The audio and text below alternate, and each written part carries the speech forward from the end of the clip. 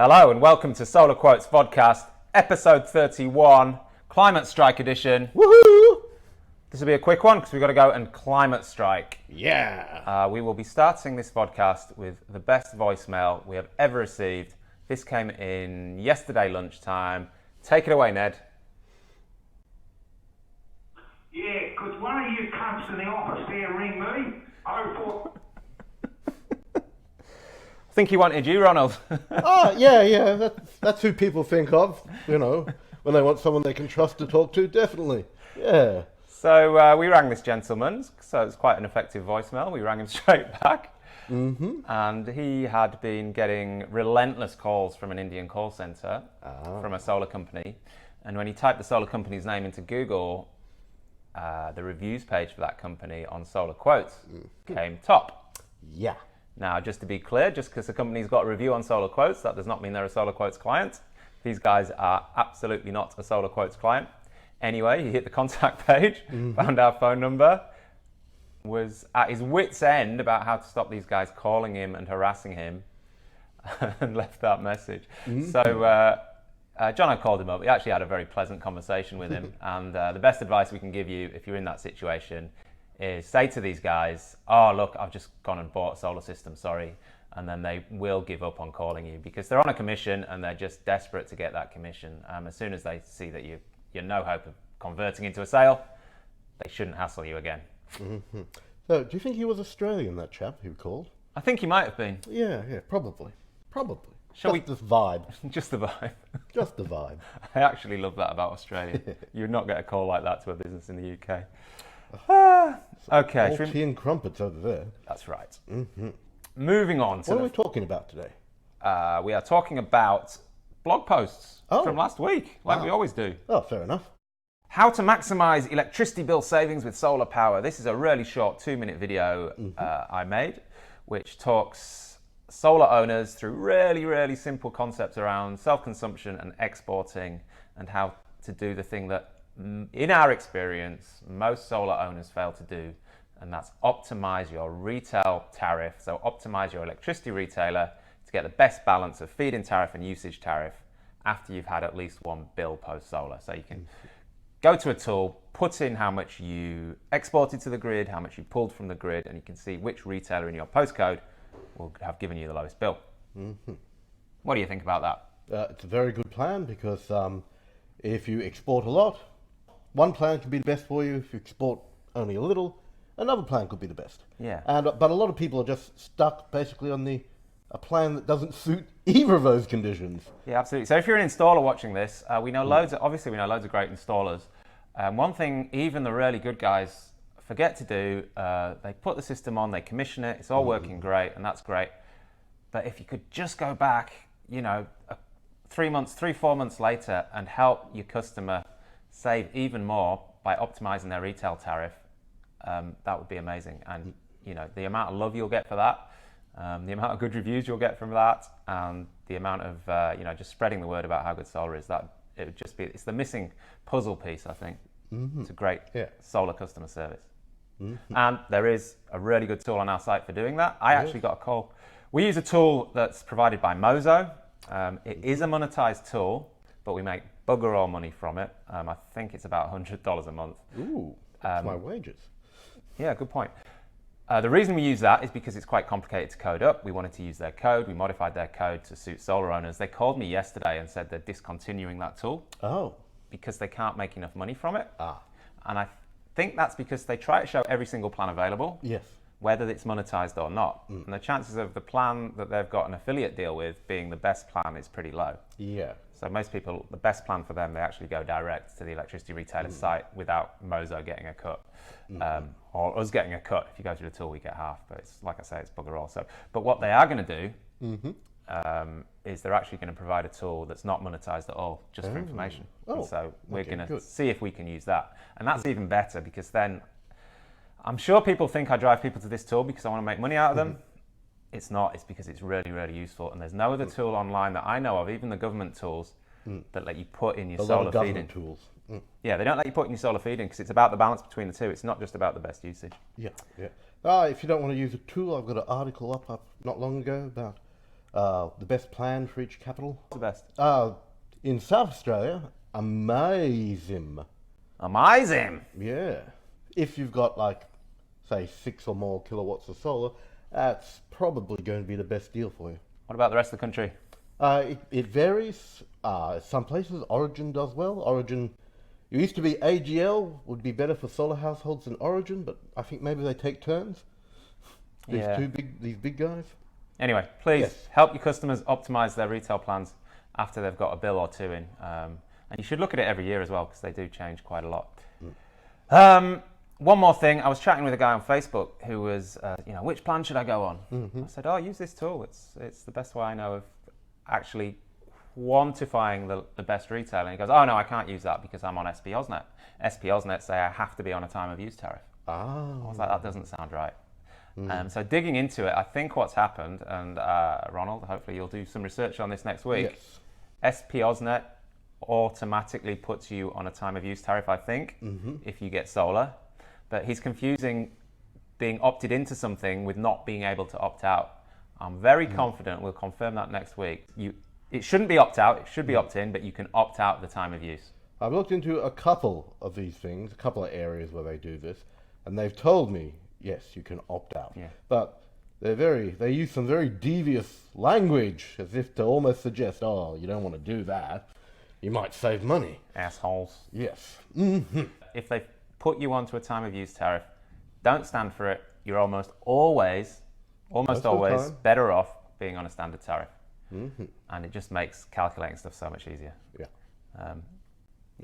Moving on. One of yours, Ronald. Oh, yes. Now, I believe this is pronounced Astroenergy? Is that correct? You wrote Astroenergy in the title. I did. I wrote Astroenergy. It just seemed much more natural than Astroenergy to me. So I thought, oh, cool. Solar panels that have something to do with Astro Boy. You know, flying high in the sky. He may be small, but only in size. I can remember watching Astro Boy on the ABC when I was only, 36. It wasn't as good as Monkey, but you take what you can get. So Astroenergy panels are not nuclear powered, you can confirm that? No, Astro Boy. His name in Japanese is Atom, so he's definitely nuclear powered. Well, you could say the sun is a big nuclear explosion in space, so in a way your solar panels are nuclear fusion powered. But no, these panels definitely solar ones. I got a book delivered from Amazon yesterday. A history of atomic accidents. Oh, was it very thin? It's about that thick, which is a worry. Yes. Oops. When I finished it, you can borrow it if you want. Ah, cool. Yes, that looks very entertaining. Canada got hit by a nuclear reactor from space in the 70s. Eh? Yeah, a Russian satellite. It was nuclear powered. Fell out of orbit, hit Canada. Ouch. Yeah, was it like, no one... That explains Canadians. Yes, it does.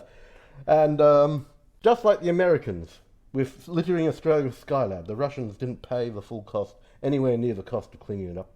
Anyway, these panels, they are tier 1. They were tested by DNVGL, and they did well. So they look like they're reliable panels. They have an office in Australia. Now, shortly after you put this blog post up, they contacted us and said, hey, we don't have a 10-year warranty, we've got a 12-year warranty. Yeah, but it's 10 years on their site. I clicked on for Australia, warranty document, 10 years. Come on, Astroenergy. What can I do? If you can offer a 12-year warranty, that's great, thank you, but update your website and update the warranty documents before you announce it, please. Okay, shall we move on? Yeah. How an oddly placed switchboard spoiled a Tasmanian solar install. Yes. So I was on ABC Nightlife, which is a radio show, for about an hour taking calls. It's about 500,000 audience. Yeah, I was sleeping. Awesome. You should be listening to me. I mean, listening attentively. This lady from Tasmania called. She did actually go through SolarQuotes, and she got a beautiful solar system installed. Unfortunately, her switchboard is here. There's some temporary scaffolding there, and that does not conform to any modern kind of standard for where your switchboard should be. Your switchboard, unless that dog is like 6 inches tall. Yes. And that's not a door; it's a hatch. So she got the solar installed, and then the metering company that was contracted to do it refused to install the meter because they said it wasn't safe. Fair enough, you shouldn't have to do any electrical work that's not safe. They offered to put scaffolding there, better than that, one with actual railings on it, so it would be safe. And they still refused. And I guess you can't really argue with that, because the standard is that you can't have a switchboard floating in space. It has to be accessible. I mean, I guess being pragmatic, you could say, well, if you made it safe for them to install the new smart meter, no one's ever going to read the smart meter because it's smart and you don't have to read them. You need to be able to obviously isolate the house and reach the circuit breakers, but I think you could do that quite safely with that switchboard. But having said all that, the standards are the standards, and you can't really argue that you should violate the standards. No, because you'll get in trouble. So the installer, I think, has come to an arrangement with the lady to cover half the cost of moving that switchboard down, which I think is fair. I mean, that's the cheapest way she's going to get the switchboard moved, and that's the only way to get solar. But what they should have done, and everyone makes mistakes, I get it, is they really should have flagged this as an issue before they installed the solar. Yeah. So that was that. But an interesting story. I mean, almost all the problems we hear about from good installers, like when the customer is frustrated and is around metering, because that's kind of out of the installer's hands. Yeah. And yes, it could be done significantly better. Yes. Oh, yeah. So I hear you installed something in your home. I did. Do you want to see it? Oh yeah. Let's go. Oh, a Zappi. Zappi charger. Yes. So we wrote about one of these a few weeks ago, and I thought, hey, that's just what I need. So when you touch it, does it go zap and zap you, or no? It's quite safe. No, it was actually installed by a good electrician, so it doesn't do that. Excellent. We had to run a separate 32 amp circuit, so we could get 7 kilowatts. And is that all for your electric bicycle? That 7 kilowatts. My electrical bicycle is a 500 watt hour battery. Ooh, wow. It happily charges from a standard socket. Yes. The Tesla I'm getting will be God, I should know this. I think 75 kilowatt hour battery. Wow. So it'll take 11 hours to charge from empty, but it'll very rarely be empty. You're not going to roll it in on the fumes. Well, not fumes, last electrons. The average Australian passenger car is driven less than 40 kilometres a day, on average. Yes. And my car is generally sat in the drive most of the time. We don't actually do much driving. He rides his bicycle a lot. We did run 32 amp single phase. I have got a 3-phase house, so you can have a 22 kilowatt charger if your car accepts it. That's a lot. I made the call that 7 kilowatts would be fine. Also, the nice thing about this Zappi is you can configure it to only charge from excess solar. So a bit like a hot water diverter, if you know what one of those is. Similar thing. It looks, basically you put a CT around the wire that goes to the grid, and it sees if your house is exporting, and if it is, it says, hey, I can have some of that, because that's obviously spare solar. One complication. Oh, what's that? I've got an AC coupled battery. Oh. So and the AC coupled battery does exactly the same thing. Yes. So, hey, I can charge off the excess solar. So fight each other. Bang! No, I want it. No, I want it. No, I want it. But this is a brilliantly thought out device. They've thought of pretty much everything. They can handle AC coupled batteries. They've even got a way to handle DC coupled batteries, they say, but I've got to get my head around how that's going to work. But I've got an AC coupled battery, so you get an extra CT. So I did actually have to go and order an extra CT, $35.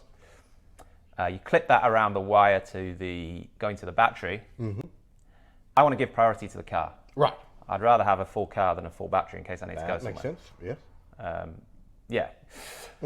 So basically you say, hey, there's power going to the battery, I'll have some of that.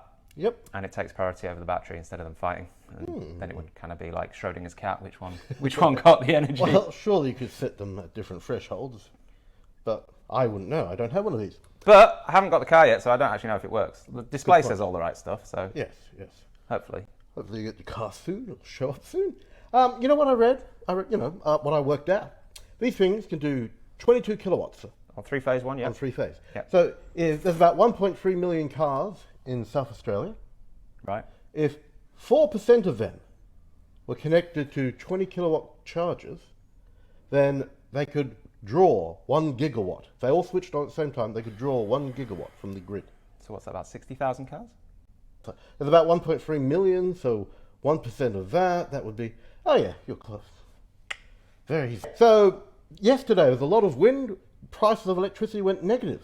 In South Australia? In South Australia. Yeah, it was windy. Yeah, these electric cars could suck up electricity from the grid, get paid for it. Of course, once you had enough cars, it wouldn't be free. They'd all. Oh well. But So it's still a good idea. So you're saying if 60,000 cars were plugged into could charge at 22 kilowatts, that would solve the current negative electricity price problem. Oh yeah, pretty much. So act like a wind sponge or a solar sponge. Yes. Yes. Yeah. Exactly. And while Tesla won't allow this to happen, Nissan and others are much more keen to let your electric car provide power to the grid. So those 4% of cars in the state were electric. It could provide a gigawatt of power to the grid through three-phase versions of these. That can't be that far away that 4% of cars in South Australia will be electric. We're a long way. It's a very small amount at the moment, but it's going to take off very quickly, I'm certain. Because I'm not going to buy a petrol-powered car. In 60 or 70 years, when my Hyundai wears out, I'm definitely getting electric. Cool. Yeah, you're right. All these I'm an optimist. These massive batteries on wheels. Yeah. They're going to have to be utilised. It just makes sense. Should we go on to best review of the week? Definitely. Okay, this is a long-standing SolarQuotes client called Green Wiring in WA. This gentleman got a 6.6 kilowatt Jinko and ABB system. Yeah, the sales/quoting process seemed a bit more thorough compared to previous ones. The salesman raised a couple of hitherto unmentioned considerations. The installation was on schedule, tidy and only slightly disruptive. Once done and switched on, it worked first time. As did the online monitoring, no dramas. Who could ask for more? Going by my research, I think I got a pretty good quality system at a good price. Time will tell. Now, we've added another new feature to the reviews pages. Do tell. It's subtle, but it's good. So if you look at that red arrow, I can see that red so this is Green Wiring. They've got an ABN, like any business has. Yep. Every morning now, we've got a direct link with ASIC. Well, the computer's got a direct link with ASIC. We had to jump through a lot of hoops to get this direct link. It says, hey, ASIC, is this ABN still active? It goes, yes. You get the green verified badge. It goes, hey, ASIC, when was this ABN registered? In this case, it's been active since 1st of July 2010, so you can see Green Wiring have been around a long time. It says, hey, ASIC, what's the entity name that this ABN is registered to? Now, this isn't Green Wiring Proprietary Limited, it's the trustee for Marpole Family Trust and the trustee for West Coast Solar Power Trust. Bit of a mouthful. I can see why the trading name is Green Wiring. Yeah. So they have got the business name Green Wiring. That is set up as a trust, that's legitimate. SolarQuotes is set up as a trust. They are actually a partnership, so the ACN comes back as not required for partnership. Here's a company with an ACN, V-Energy in SA, who've also been around 10 years. So it does the same thing with the ACN if they're a proprietary limited business. ACN is this, active since 17th of September 2009, and that's the entity registered to it, and it's verified every 24 hours. That's very neat. You like that? Yeah. I like it. So I don't even have to program it. We're all about transparency on SolarQuotes. If you go to a reviews page and this company says we've been around 15 years and their ABN was only registered a year ago, that doesn't mean they're lying, but it does require further explanation because they may have moved from a sole trader or a partnership to a company, or they may have legitimately set up a new entity. There are legitimate reasons. Yes. Speaking about consumers, I just wanted to have a quick whinge about the Clean Energy Council's True Solar Retailer Scheme. We're seeing more and more that consumers are thinking that if you're not an approved solar retailer, you're basically unlicensed and breaking some law by selling solar. They're getting it confused with obviously a credited solar installer, but it's easy to see how they can get confused. The logo's almost exactly the same, the font's the same, approved, accredited. Yes. The Clean Energy Council, we did have one consumer that rang up the Clean Energy Council. They did tell them the truth, as you would expect. They said, oh no, you don't have to be an approved solar retailer, so there is that. But they definitely seem to be happy for people to think that. Yeah. And you look at the language they use when they're promoting this scheme, and they kind of, you can see why people get that implication. Yes. So I just think it's a fucking protection racket. Well, yes. This is what Adam Smith warned about in The Wealth of Nations. And who would have thought that, an English ponce in a wig would get something right? Oh, Scottish. That's why he was right. Yeah. He was Scottish. That's not canny. Now, here's the really thing that really pisses me off, right? If you want to be successful in business, you've got to do the things you can control. Now, no one can control the fact, except the CEC, that people are assuming that you're illegitimate and not licensed to install solar if you're not an approved solar retailer. All you can do is become an approved solar retailer. You've got to play the game, and it's getting to that, which is why I call it a protection racket. Yeah. You've join or bad things will happen to your business. Join or you will lose sales because people will think you're not legitimate. And we know for a fact that there are many approved solar retailers that are pretty much explicitly saying this to their customers. Don't go with, oh, that guy's not an approved solar retailer. He's not allowed to do that work. Yeah, they're quite literally saying that. I'm pretty sure that that's not one of the code of conduct points. You're not allowed to say that, but it should be. Absolutely should be. And if that's the case, we can get half a dozen companies kicked off tomorrow if they followed it up. So that's that little whinge. Can I have another whinge? Good for the soul. Have another whinge go on. Victorian rebates snapped up again. What was it, 18 minutes? 19 minutes. 19 minutes, thousands of solar rebates, boom, gone. That's like minutes more than the last top one before. Like we said last time, the Victorian solar rebate demand is just ratcheting up and up and up and up. Every time they release them, they're gone in a quicker time frame. The peak bodies, the Smart Energy Council, the Clean Energy Council think the problem's solved. It's absolutely not. It's just that these Band-aids. solar installers are suffering pretty much silently. They're losing money. They're drawing down into their mortgage offset accounts. Their businesses have shrunk. And, you know, the savvy ones, they're surviving, but not without, you know, going into their savings and cutting their overheads to the bone. And it's, you know, these are guys that in many cases have spent years building up the Victorian solar industry, and now the Victorian government's just shitting all over them. So, yeah, I feel for these guys trying to run businesses in Victoria. Many of them have gone into state, they've told me. Yeah, I mean, it's become, it doesn't matter how good an installer you are, it doesn't matter what the word of mouth is, it doesn't matter what your history is. Residential solar in Victoria is now 90% about how well you can play the game of snapping up these rebates in minutes. Agreed. All right, let's end with this, and then we can go to the climate strike. Oh, what is that? Because we need to support that.